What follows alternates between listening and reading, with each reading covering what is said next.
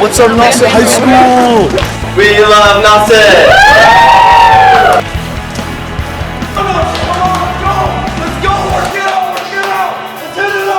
What's up, Nauset? Hi, Nauset. Yeah. Have a good school year, guys. Welcome to Nauset News! Welcome to our February 28th Nauset News episode. I'm Carson Winslow, and this is my co-host, Carter Roktovich. Today with the morning announcements, Polish Dental Clinic will be at the high school on Wednesday, March 25th, providing free dental exams, cleanings, and fluoride and sealants. Please contact the nurse for permission forms and sign-ups. The Eastham Recreation Department is looking for volunteers to work with elementary school kids after school with bowling, books, and board games. This activity will be roughly hosting 12 to 15 kids from 3 to 4 from February 11th to March 24th. Nauset is now accepting art for public installation highlighting self-love and all things beautiful. All 2D work is accepted. Please spread the word. WMOR radio station has opportunities for teens to learn how to host a show and be a DJ live. For more information, please contact Executive Director John Braden at 508-487-2619. I'm Carter Roktovich, and this is the lineup with Carson Winslow. For our top story today, we'll be discussing our upcoming building project for the school, hosted by Isabel Merrill. Our high five student will be Connor Boucher by Kylie Shelley. Sports will be done by Kylie Shelley and Max Lange. Things to Do will be hosted by Leah Baker and Zach Steber. The College Notebook will be done by Rocco Colucci. Stuco will be hosted by Isabel Merle and cameraman Jordan Auer. Health Tips will be on the benefits of exercising, hosted by Ellis Wilson. Our talent search will be done by Hannah Costa. And we don't have a special report, but we do have a staff profile done by Jack Fibino. We hope you enjoyed today's episode of Nauset News. I'm Carson Winslow. And I'm Carter Roktovich. And we hope you enjoy. Today's lineup is next. Hello, I'm Jordan Auer here with this week's top story. Today I'll be interviewing someone from the Nauset School Building Committee. Nauset is currently in the process of planning to renovate the high school. The vote on whether or not to pass new plans is set to take place during the spring, during the regular Springtown meetings in Brewster, Orleans, Wellfleet, and Eastham. While some plan on voting yes in order to foster a better learning environment for the Cape's children no matter the cost, others are urging people to vote no because of the $132 million price tag. If the plans pass, construction is set to begin in June of 2021 and be completed over a 3-year period and be done in 2024. Let's go talk to some people about this process. So we're here with Mr. Ferris, who's on the school building committee. Can you please explain a little bit about the process of developing the plans? Sure. We followed like a standard process that all schools that are going through this have to do. They asked us to look for a place for a brand new school somewhere in our district. So if we were just to kind of start all over again, we have to look for a place like that. And there was no place big enough in our entire district to be able to house a school this size. Secondly, we looked at what it would cost to build a brand new school somewhere on this campus. Third, we looked at just getting our school up to where it's supposed to be in terms of code and to make it sort of a more modern facility. And then last was a combination of new construction and renovation. And that's what we went with, looking at all the other options. Building a new school in some other place. There just, as I said, there wasn't a place big enough. A brand new school. We thought that the architecture of the building and sort of the open campus feel was something that we wanted to retain. And we got a lot of that information when we were asking students and other teachers about those things as well. So it really came down to renovate and rebuild and to try and get us up to where we were, supposed to be. And then the last option, like I said, was just getting the school up to code, and that was like almost as much as redoing the whole campus. So we decided the most prudent idea was just to renovate and rebuild. What is the importance of people voting to pass this? Well, it's, being on the committee, I can't really suggest what people should vote, for or against, but, I think that this is an important facility for our entire district.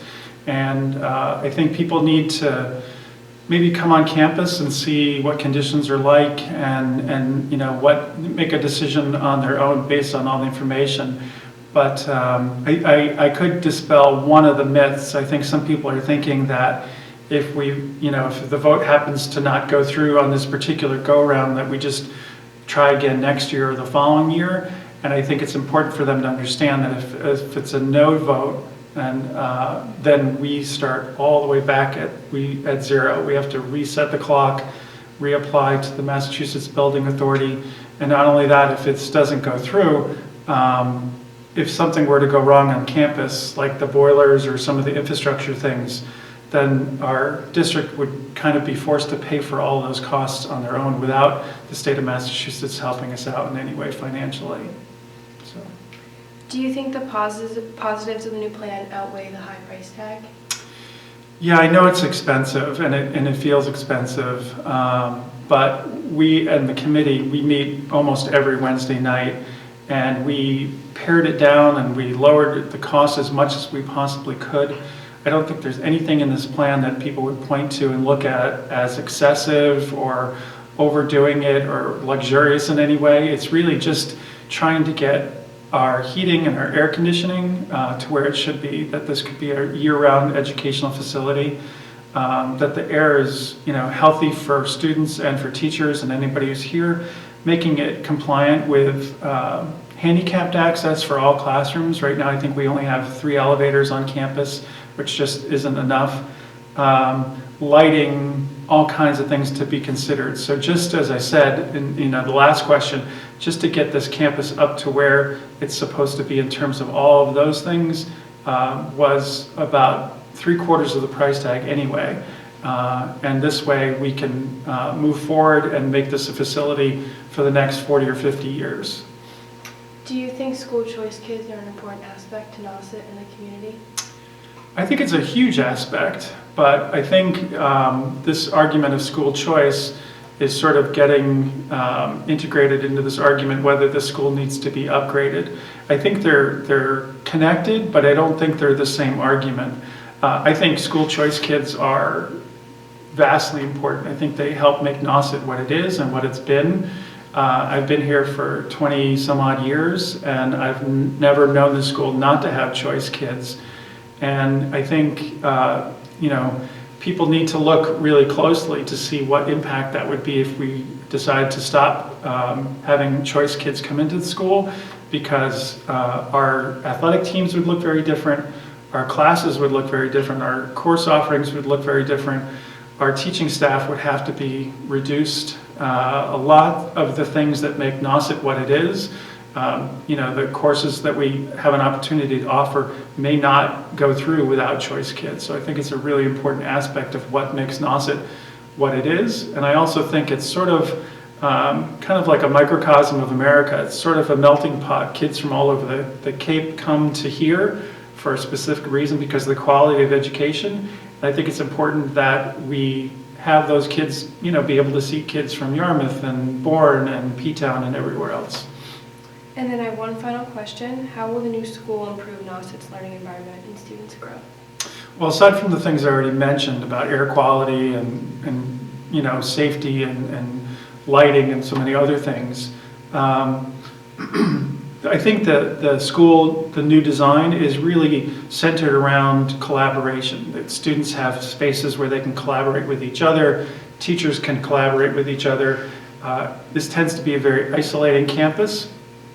And I think the plan is that we kind of break down some of the barriers of, that the history department is in one place and math is over in some other place, and a chance for teachers to get together and, more importantly, for students to get together.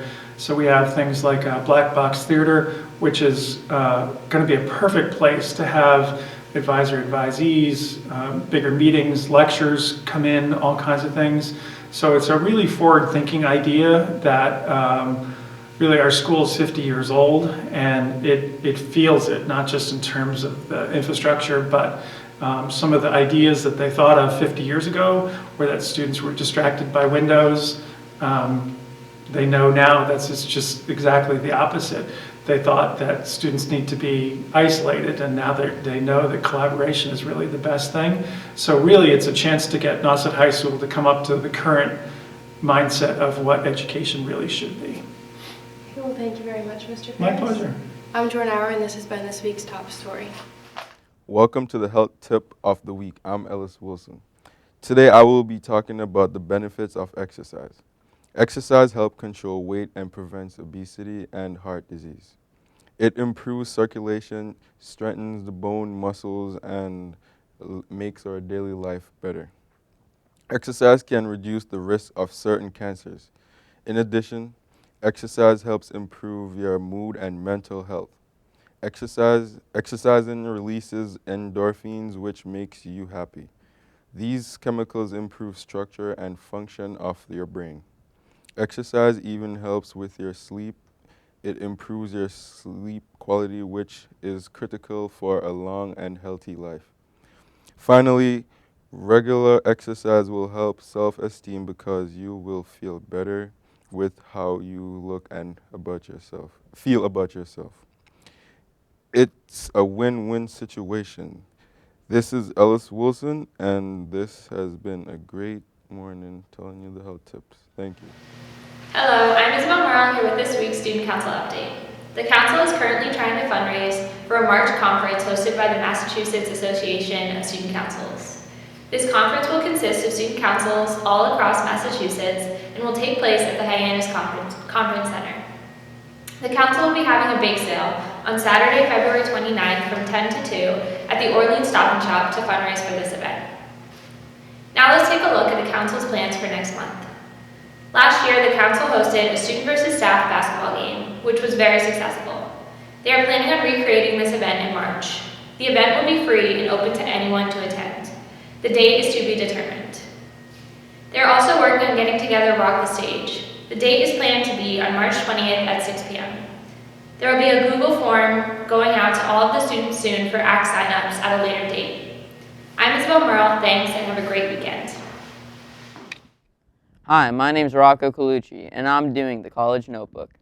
I've always been interested in sports management, so when I began looking for affordable colleges to attend with a sports management program, I was immediately drawn to Troy University. Troy University is a university located roughly 50 miles south of Montgomery, Alabama.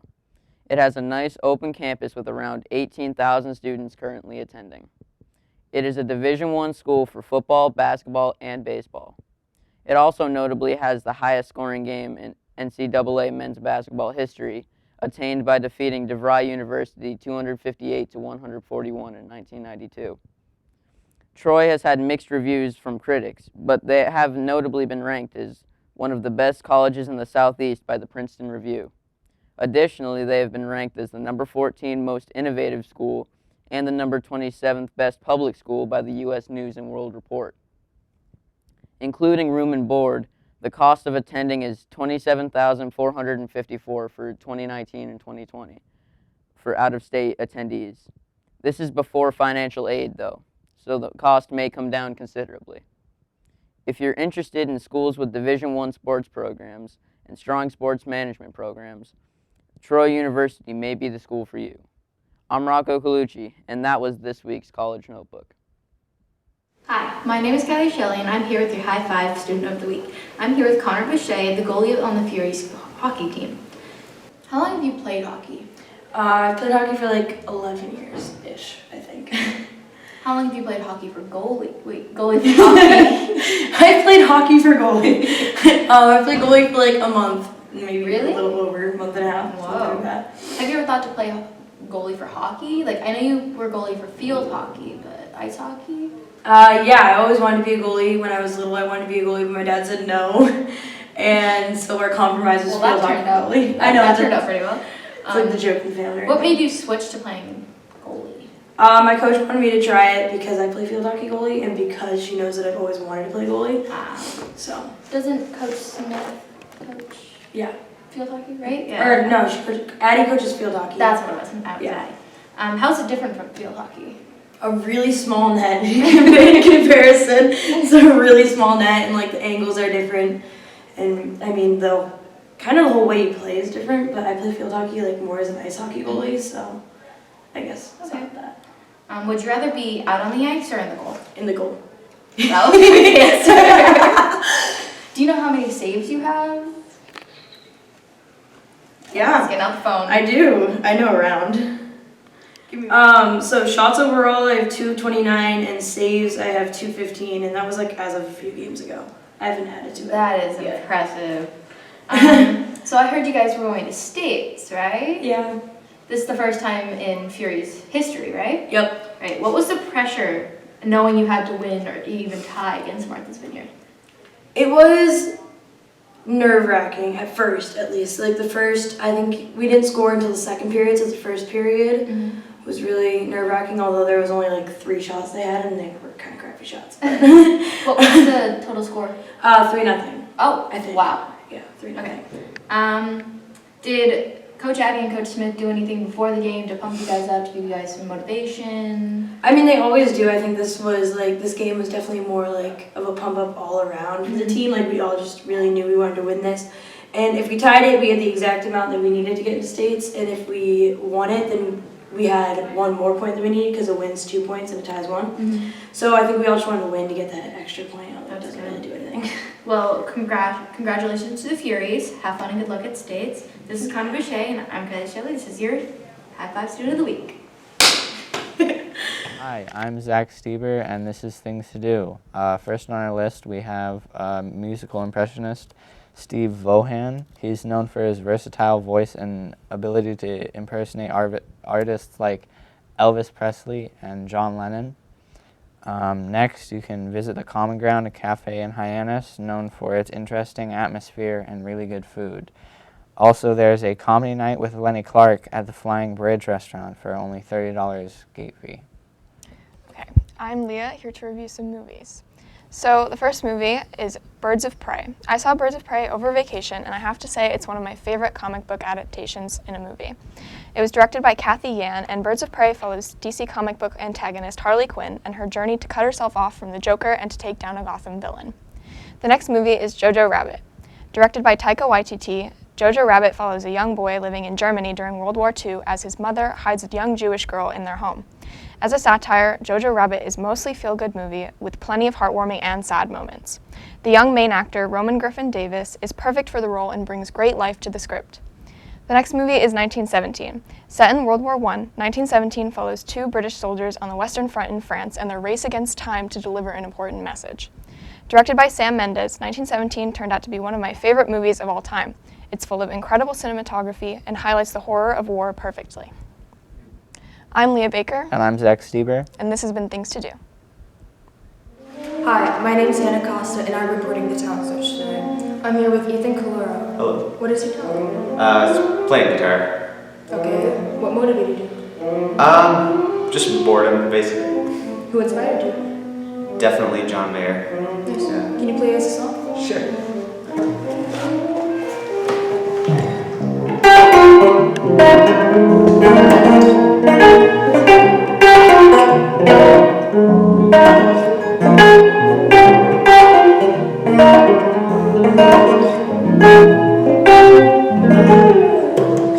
Thank you. My name is Anna Costa, and that was the talent search.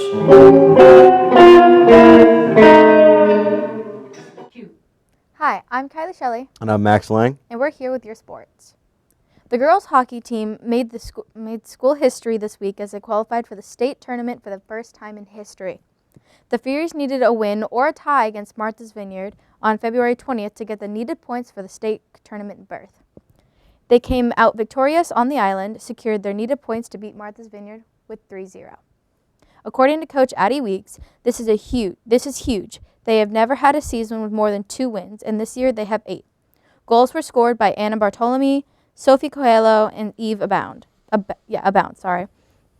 The team will face number 4 seed Woburn in preliminary action on the road February 26th.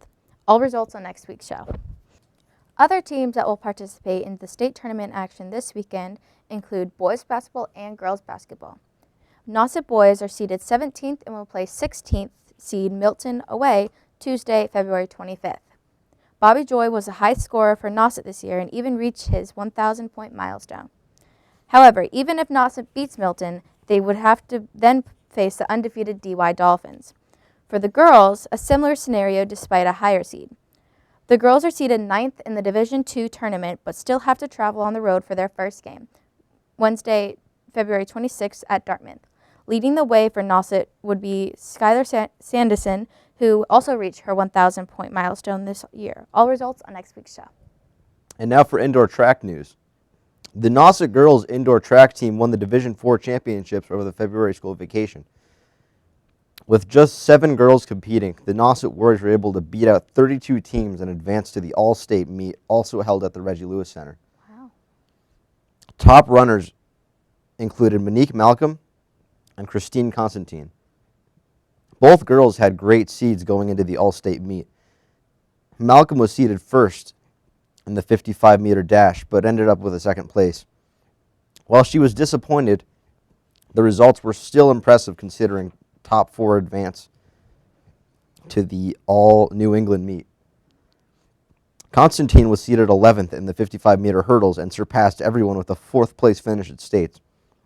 The 4th-place finish also advances her to the all-New England championships. Also doing well at the state meet was Izzy Nobley, who placed 9th in the 1,000-meter run. In swimming news, the boys and girls swim teams competed over the February vacation at the South Sectionals, and then on to the all-state meets. The top swimmers that completed in both championships included Caitlin Bohannon, Tim Johnson, and John Zukes. Johnson had the best showing at States, placing 8th in the 100-yard butterfly, while Zukes, also swimming the butterfly, had a personal best. In the girls' meet, Bohannon did extremely well in her butterfly event, shattering her own school record while placing 11th. Diver Delaney Smith competed in both meets as well and had a strong 8th-place finish with 392 points. And finally, good luck to the cheer team who will be competing in multiple competitions this week as they are trying to beat last year's placing. They are hoping to place top 3 at States, which will earn them a bid to Nationals. I'm Kylie Shelley. And I'm Max Lang. And this was your sports. Hello, I am Jack Fabiano. I am here talking to Mrs. Ryan Campbell for Nauset Staff Profile. Good morning, Miss Campbell. Good morning, Jack. Tell me, how long have you been teaching art here at Nauset? This is my 7th year. Great. Do you have a favorite kind of art that you teach? Do I have a favorite? I like all of them, although I do have a particular passion for photography. Yep. How many different classes do you teach? 4. I have honors portfolio. What activities do you like to do outside of school? I like to be outside with my family, walk the dog, play with my kids. We just got back from snowboarding. What state was that in? Maine. Okay. Great. Thank you very much for talking time this morning. This has been Jack Fabiano. Thank you. Thank you.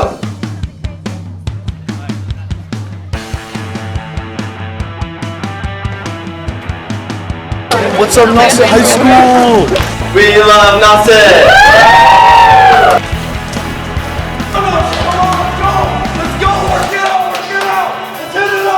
What's up, Nauset? Hi, Nauset. Yeah. Have a good school year, guys.